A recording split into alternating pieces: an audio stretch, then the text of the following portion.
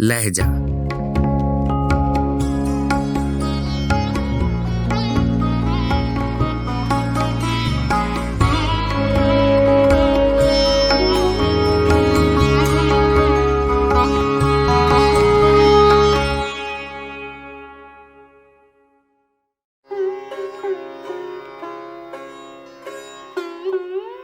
गजल मीर हसन देहलवी, आवाज़ो पेशकश राहिल फारूक।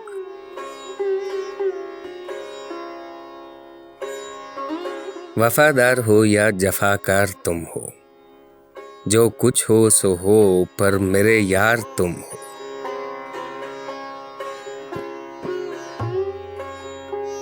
उजाड़ो मेरे दिल को या फिर बसाओ, मेरी जान इस घर के मुख्तार तुम हो।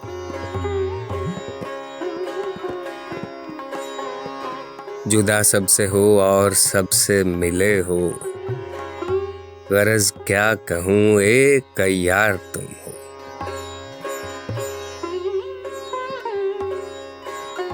खुदा जानिए दिल पे क्या गुजरे आखिर, ये अहले वफा है सितमगार तुम हो।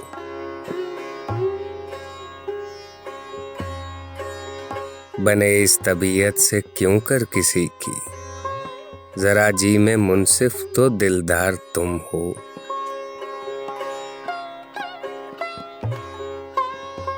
खफा होते हैं हम तो खुश होते हो तुम, जो खुश होते हम हैं तो बेजार तुम हो।